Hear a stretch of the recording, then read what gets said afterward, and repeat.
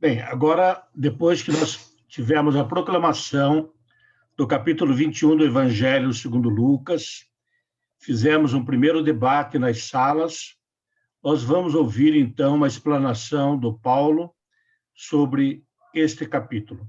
Paulo, por favor, compartilhe a tela.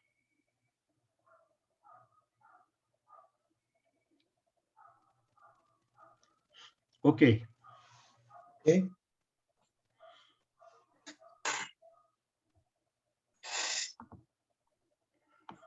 Eu vou pregar em nome do Pai, do Filho e do Espírito Santo. Amém.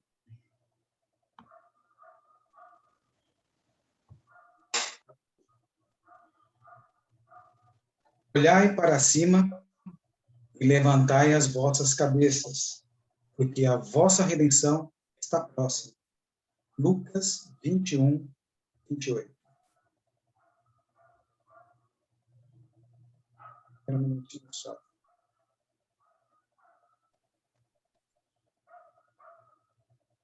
O Evangelho de Lucas, ele foi escrito com o propósito principal de apresentar um relato fiel e organizado, visando estabelecer os fatos a respeito do ministério de Jesus e a sua importância para a história da salvação. Além de fornecer parâmetros para a igreja em sua pregação de arrependimento e de perdão em nome de Jesus para todas as nações. Jesus, ele continua em Jerusalém, o centro da vida econômica e da vida política. E também, infelizmente, o centro que explora e oprime o povo. Em meio às críticas aos poderosos, então se levanta agora a sentença final sobre o destino de Jerusalém. A cidade vai ser tomada pelos pagãos e o templo será destruído. É a mesma sentença que os profetas antigos proferiram. Jesus retoma essa profecia, mostrando que a história do antigo povo de Deus vai terminar. Mas isso não significa realmente o fim. Daqui para frente, continua a história do novo povo de Deus, aberto a todas as nações. Lucas, ele escreveu o seu evangelho depois da destruição do Templo de Jerusalém, dos romanos, que foi cerca dos anos 70 depois de Cristo. Lucas escreveu aproximadamente no ano 84, 85. Assim sendo, ele não faz uma profecia, mas, ao contrário, ele faz uma revisão do passado para responder às perguntas que a comunidade cristã se faz diante dos acontecimentos. Então, qual que é a verdadeira atitude religiosa? A gente vê lá nesse evangelho, do versículo 1 ao 4. No templo, Jesus ele vê as pessoas fazendo ofertas. Naquela época tinha os lugares certos para cada um fazer a sua oferta. Cada ofertante dizia em voz alta a quantia que estava dando. Então, claro, os ricos eles depositavam quantias vultosas. E a pobre viúva ela dá apenas 2 moedas. 2. E o fato de serem moedinhas fala o quê? Da pobreza da viúva. O fato de serem, além de moedinhas, 2, demonstra a generosidade dessa viúva. Então, o Senhor, ele está atento às nossas ofertas e, principalmente, à qualidade dessas ofertas, não a quantidade. A viúva pobre, ela preferiu dar tudo o que ela tinha naquele momento do que ficar sem honrar a Deus com as finanças que ela tinha. E, além disso, a atitude da viúva mostra que Deus ocupava o primeiro lugar de sua vida. Então, o elogio de Jesus aqui deixa claro qual que é a verdadeira atitude religiosa. Deus ele não quer, de forma alguma, o que sobra do supérfluo, seja em qual sentido for. ele quer uma resposta nossa total, que englobe toda a vida. Ele quer uma resposta total da pessoa, que englobe a vida dessa pessoa. Em outras palavras, Deus, ele não quer ficar trancado num cantinho da nossa vida, recebendo aquele restinho que sobra. O resto do dia, o resto do tempo, o resto da semana, enfim, se não atrapalhar, é aqui que vai ficar. E não é isso que ele quer. Ele quer iluminar tudo e participar de tudo. Mas, afinal, mesmo que a gente não perceba, não sabe, ele está presente em tudo. Os pobres, eles podem entender isso. Os ricos, porém, eles têm enormes dificuldades em compreender, porque isso os forçaria a praticar a justiça e, portanto, talvez perder a sua riqueza. Alegoricamente, a oferta da viúva significa a pureza da igreja, em contraste com a Jerusalém infiel, que dá a Deus apenas o que lhe sobra. A igreja é a viúva, cujo marido, Jesus Cristo, morreu por ela. Então, a igreja vive na pobreza de espírito e doa devotamente ao tesouro do Senhor as duas moedas de caridade: Deus e o amor ao próximo, que foi o resumo de tudo que Jesus veio ensinar para a gente. Lucas resume alguns dos ensinamentos de Jesus sobre o futuro do templo, da cidade, em relação ao futuro próximo e ao futuro distante. O assunto da beleza do templo, contemplada pelos seus discípulos e profetizada por Jesus, e logo aquilo tudo ruiria, deu entrada imediatamente após o assunto da oferta da viúva pobre. Logo depois do assunto da viúva, entrou o assunto do templo. Por quê? Afinal, ali também estava Jesus, que iria ofertar tudo o que ele tinha pela vida dos pecadores. O que é que Jesus ia ofertar para os pecadores? A sua própria vida. Mas o fim de Jerusalém não representa o fim do mundo. Versículo 5 a 11, a gente vê que todo o capítulo 21 se passa no templo. As pessoas admiram a construção e os dons ofertados em pagamento de promessas. Esse pagamento de promessas segue até hoje, né? Jesus, porém, ele acaba com esse fascínio, anunciando que tudo vai acabar, tudo vai ser destruído e vai ser tomado pelos romanos. Então, assim, se cumpriram o que os profetas, o que Jesus tinham anunciado. Contudo, o ataque dos romanos entre 66 e 70 d.C. Havia provocado muitas perguntas, tanto nos judeus quanto nos cristãos. Os discípulos eles ficaram curiosos com relação aos acontecimentos futuros.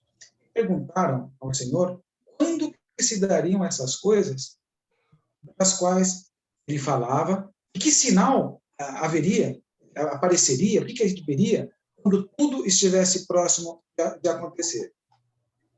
Então, a primeira palavra de Jesus, está vendo, lendo, ouvindo com certa frequência, está no slide, foi de advertência contra o engano.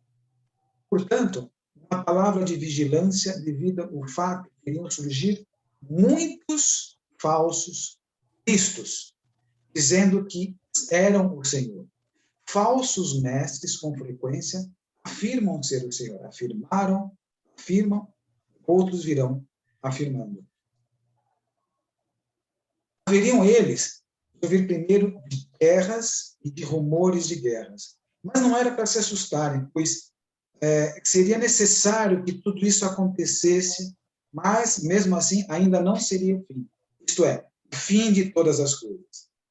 Parte desse sermão parece ter sido cumprido na destruição de Jerusalém, em 70 d.C., enquanto outras partes ainda aguardam cumprimento quando do retorno de Cristo no fim dos tempos. Vigiai e orai. Então, teria chegado o tão anunciado fim do mundo? Não, responde o Evangelho. Isso não é o fim. É o fim apenas de uma fase da história, o tempo de Israel, o antigo povo de Deus. Antes antes do fim anunciado, nos versículos 10 e 11, vai vir o tempo do novo povo de Deus, aberto a toda a humanidade, fundado na palavra e na ação de Jesus. Antes do fim, deverá ser anunciado o reino da justiça. Então, presta muito bem atenção, porque aí vai ser a última chance para todos, quando antes do fim for anunciado o reino da justiça. É o que se fala ali do versículo 12 ao 19. E antes do fim do mundo, virá o tempo do testemunho. E testemunhar o quê? A palavra e a ação de Jesus. Ou, em outras palavras, a justiça do reino, que provoca a transformação radical da sociedade, atingindo até as relações econômicas e políticas. Então, a justiça do reino, a gente vê isso hoje, provoca e exige uma transformação da sociedade. Na transformação da sociedade, atinge as bases dela que estão nas relações econômicas e principalmente nas relações políticas, que são as duas, digamos, facetas muito frágeis do homem, da ganância, de todas as iniquidades que povoam a existência do homem. Então, isso vai provocar perseguição. Por que vai provocar perseguição?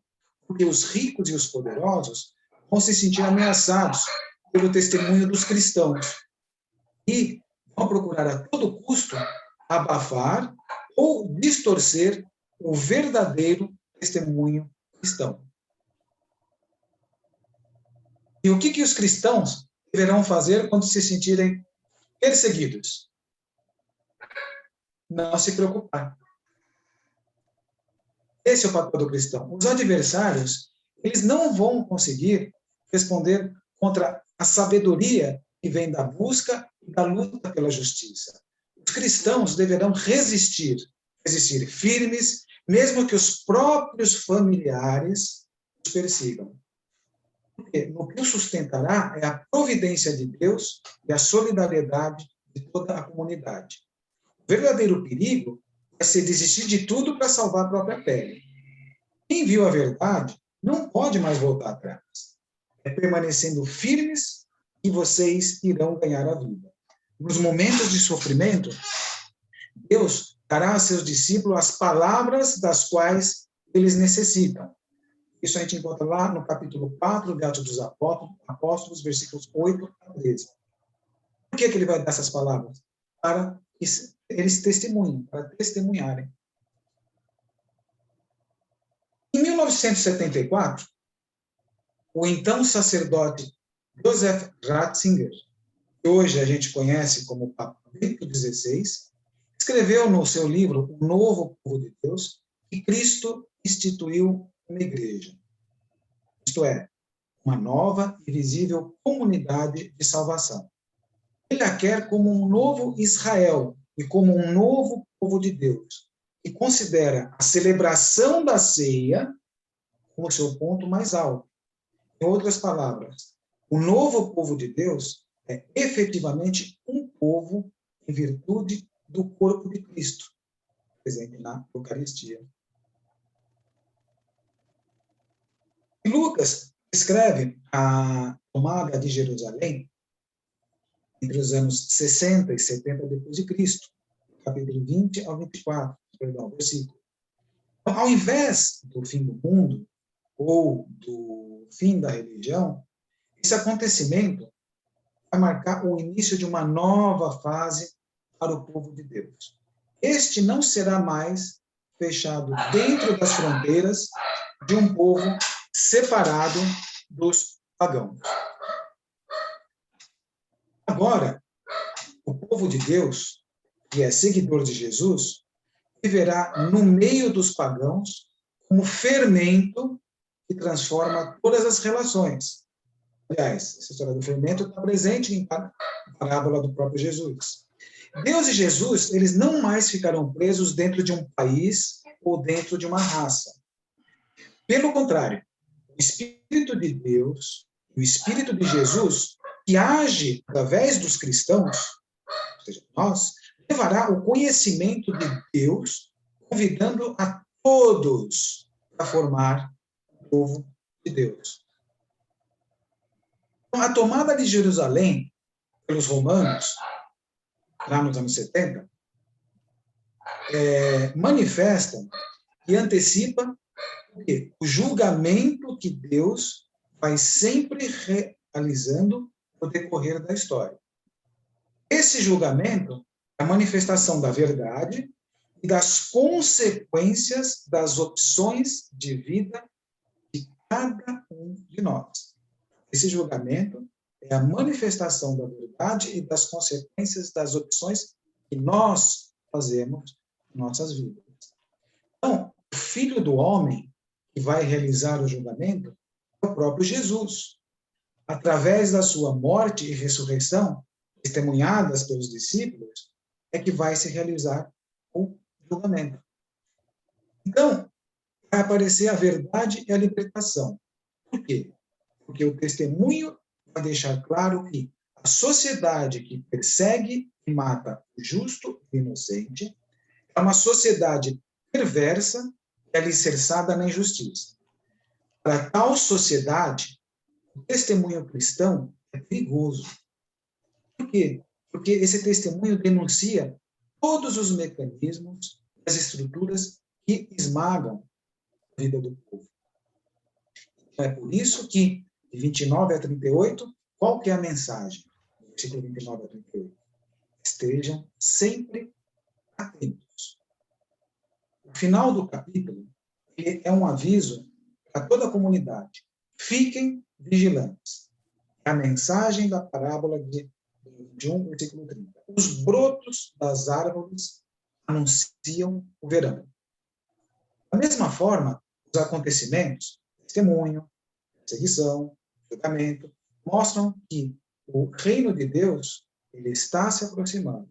Mas não idealizemos muito esse reino. Tá? Ele é a justiça que denuncia e anuncia, provocando transformações em todos os níveis das relações humanas. Isso lá atrás. Né? As relações econômicas, políticas, enfim. A base de uma sociedade. Então, nesse sentido, o reino ele se aproxima sempre que a justiça triunfa.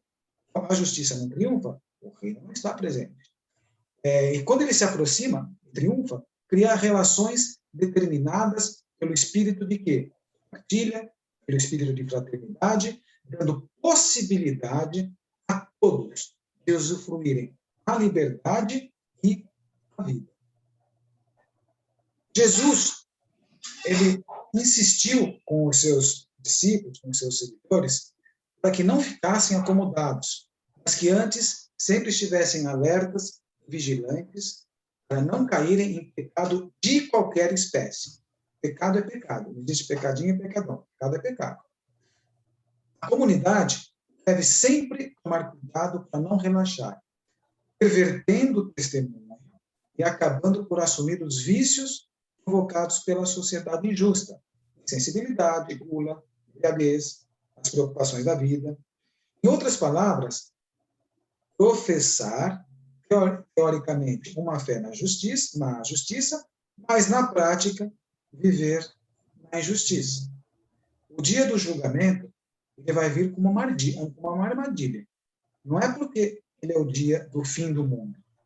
De fato, se a gente for pensar em tudo isso que foi falado até agora, o julgamento ele está constantemente, sempre se operando na história. É muito importante que naquele dia, isto é, o dia do seu retorno, ele não encontre a gente despreparado. Na verdade, ele imagina, já pensou? A gente está aqui agora, de repente, Jesus aparece na nossa frente e vai cobrar nós. Então, a palavra de ordem é essa. Vigiai e, principalmente, orai. Jesus foi o grande exemplo de oração. Quando ele não estava pregando, ele estava fazendo o quê? Orando. Ele se retirava lá para o monte e ficava ele em oração. Então, é o principal que ele ensinou. A oração.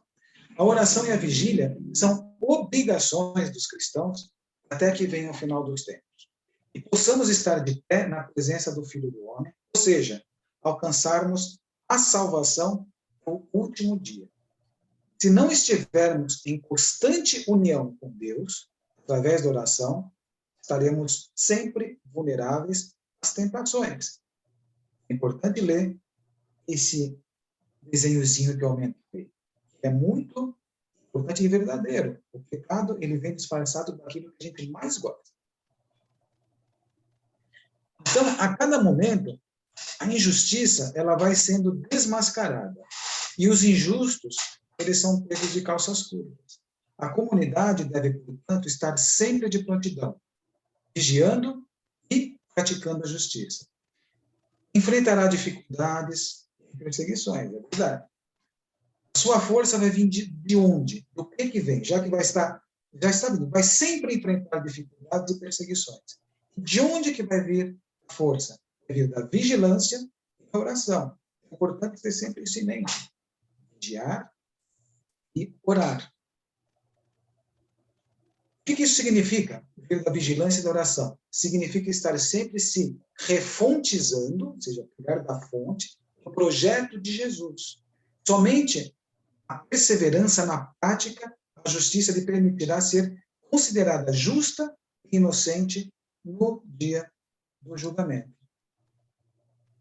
E aí, Lucas encerra os 2 últimos versículos, salientando que Jesus anuncia tudo isso no templo, onde ele ensinava todos os dias. É muito curioso, né? Jesus, ele usa a própria instituição para anunciar o fim da instituição. Ele usa as estruturas religiosas para criticá-las e anunciar a sua superação das instituições. E assim, eu fui ungido para falar em nome do Pai, do Filho e do Espírito Santo. Amém.